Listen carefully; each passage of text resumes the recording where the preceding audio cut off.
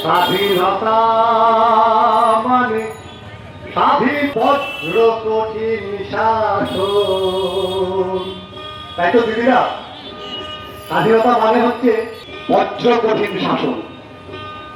তাই স্বাধীনতা মানে স্বাধীন দেশের বজ্র কঠিন শাসন। আজকে আমরা আমাদের দাবি নিয়ে রাস্তায় এসেছি। আমরা মুখ্যমন্ত্রীর কাছে গিয়েছিলাম, ওখানে আমরা প্রচুর বাধা পেয়েছি। প্রচুর বাধার মধ্যেও আমরা দেখা করেছি। আমরা এক মাস ধরে করোনার মধ্যে আছি।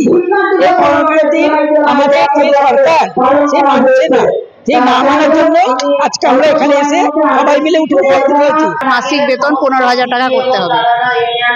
সেটা যতক্ষণ পর্যন্ত না আমাদের দেওয়া হবে ততক্ষণ আমাদের আন্দোলন চলবে। প্রায় এক মাস ধরে চলছে কর্মবিরতি, চলছে প্রতিবাদ আন্দোলন। ফের রাজপথে আশা কর্মীরা। স্বাস্থ্য ভবন অভিযান কর্মসূচির রেশ কাটতে না কাটতেই এবার বহরমপুর শহরে অবস্থান বিক্ষোভ আশা ও পৌর স্বাস্থ্য কর্মীদের।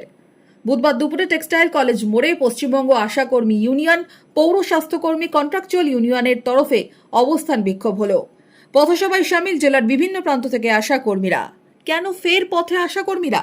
21শে জানুয়ারি আমাদের স্বাস্থ্য ভবন অভিযান প্রতিহত করার জন্য যে পুলিশি বর্বরতা আমাদের আন্দোলনে নেমে এসেছিল, সেই পুলিশি বর্বরতার বিরুদ্ধে আমাদের ধিক্কার জানাতে আমরা এখানে বিক্ষোভ অবস্থান করছি।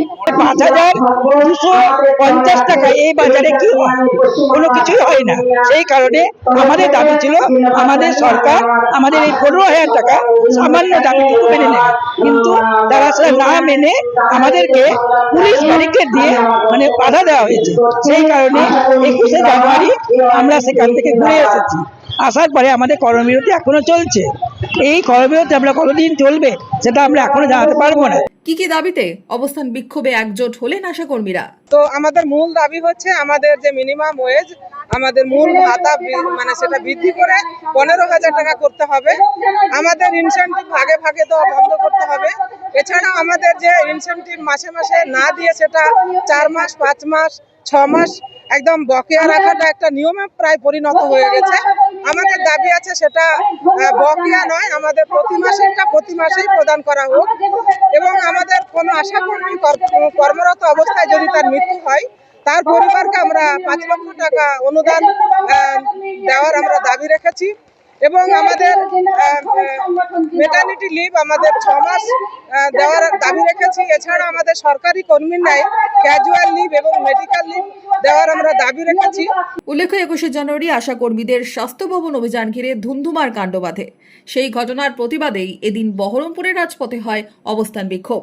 প্রতিবাদের পাশাপাশি 15,000 টাকা ন্যূনতম বেতন, সরকারি স্বাস্থ্যকর্মীর স্বীকৃতি, কর্তব্যরত অবস্থায় মারা যাওয়াদের পরিবারকে 5 লক্ষ টাকা করে দেওয়া এবং বকেয়া সহ ভাতা মিটিয়ে দেওয়ার দাবি নিয়ে সোচ্চার হলেন মুর্শিদাবাদ জেলার আশা কর্মীরা। দেওয়া হলো ডেপুটেশন। বহরমপুর থেকে রামচন্দ্র বিশ্বাসের রিপোর্ট, মধ্যবঙ্গ নিউজ।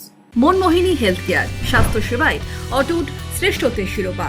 জেলায় প্রথম robotic knee replacement, cardiology with cath lab, neurosurgery, specialized trauma unit থেকে স্পাইন ট্রেন, একগুচ্ছ পরিষেবায় নিয়োজিত। Manmohini health care, quality care with personal touch, Baharampur শিল্প তালুক।